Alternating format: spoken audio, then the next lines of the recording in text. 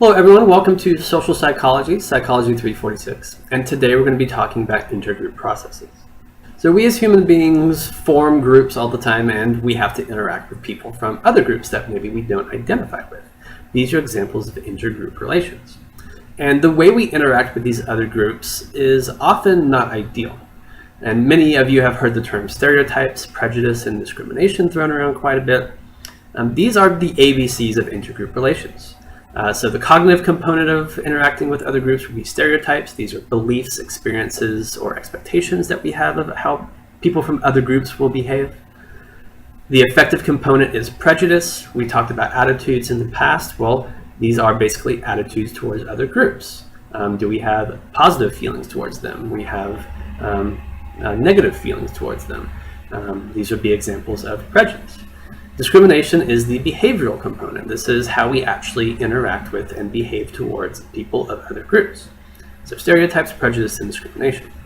And stereotypes are rampant. All of us hold stereotypes about pretty much every other group that exists in the world, and we even hold stereotypes about our own groups. We are aware of them. Stereotypes can be formed through interacting with other people. We learn stereotypes from our parents, from our peers, from the media, from commercials, and these stereotypes stay with us. They can influence the beliefs that we have about our own group and other groups.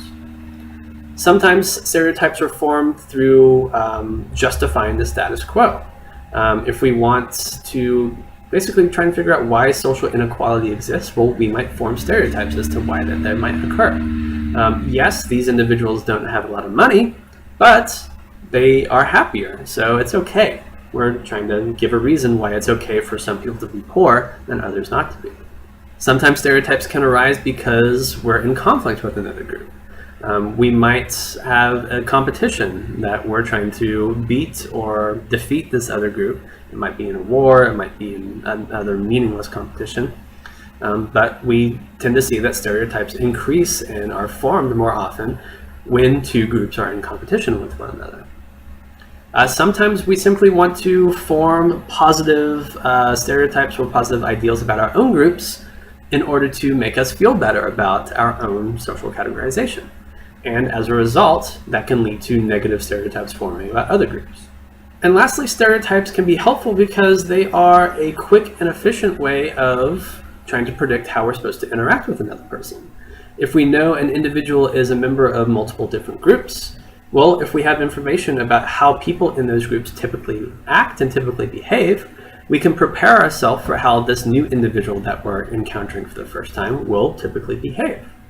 Just like schemas and categories help us interact with objects, stereotypes help us interact with people, at least initially. So just like other dual process models of how we interact with objects or other people, we can also apply this to stereotyping and prejudice, where we're automatically going to react to a person using stereotypes unless we have the motivation and capacity to consciously individuate the person and try and figure out, all right, this person may be a member of these different groups, but who are they really as an individual? And I should interact with them in that way, not just based on their group membership. So stereotypes on their own are harmless, but where they start to become a little bit more dangerous is when they lead to prejudice. And prejudice is basically forming an evaluation about a group or a group of people. Oftentimes this is negative, and oftentimes this is driven by negative stereotypes that people hold about that group. And similar to attitudes, which prejudice is driven by attitudes, we can have both implicit prejudice and explicit prejudice. Explicit prejudice is really not accepted in today's society.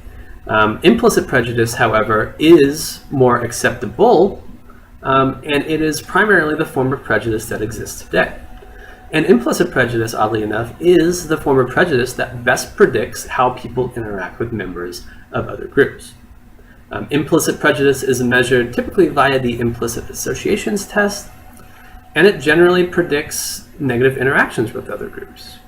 One important thing to consider about implicit prejudice is that because it's based on these automatic or unconscious associations between objects and positivity, or objects and negativity primarily, is that when we need to react in a very quick or spontaneous manner to an individual from another group, we might automatically bring up these stereotypes, and our implicit prejudice may come to the forefront and influence our behaviors, such as the case is in the shooter bias. So how might we reduce prejudice? Well, one theory, the contact hypothesis, suggests that just interacting with members of other groups helps us individuate them more and helps reduce these prejudices.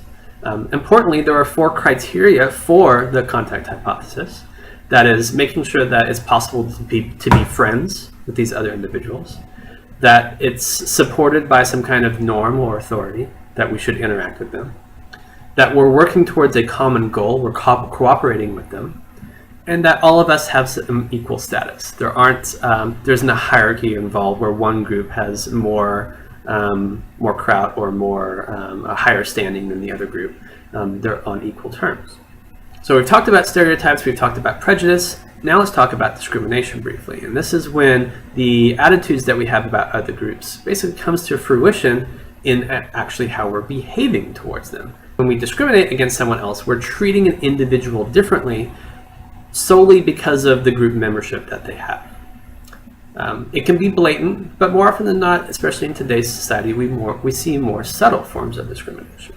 And discrimination is also important to consider from the perspective of the person who's being discriminated against, or the person who's being prejudiced against.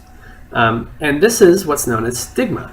This is the idea, the feelings that people have when they are being stereotyped, when they are being prejudiced against, when they are being discriminated against. People who have a stigma, people who are stigmatized, oftentimes don't know how to behave in situations. Sometimes they don't know if they're being discriminated against because of their group membership, or if the other person just simply doesn't like them. They aren't sure if people are behaving the way they are because of group memberships or because of that's just who they are. Also, we sometimes see individuals in groups fall into what's known as stereotype threat. That's when people are aware of the stereotypes that exist against their groups, and the awareness of these stereotypes influences their behavior in a negative way. So an example of this is there's a stereotype that women, for example, perform worse on math tasks than men. So a woman going into a math exam who may be aware of this stereotype and doesn't want to basically feed more fodder to the stereotype, doesn't want to perform bad. They want to perform well on the test, so they're not conforming to the stereotype. Because they want to perform well, they start to get more anxious and nervous, and that anxiety actually leads to worse performance on the exam. So the mere fact that they're aware of this stereotype and they don't want to conform to it actually leads to poorer performance on the exam, not necessarily the stereotype itself. So that's all I have for today. Thank you for your time and attention, and I will see you all next time. Bye-bye.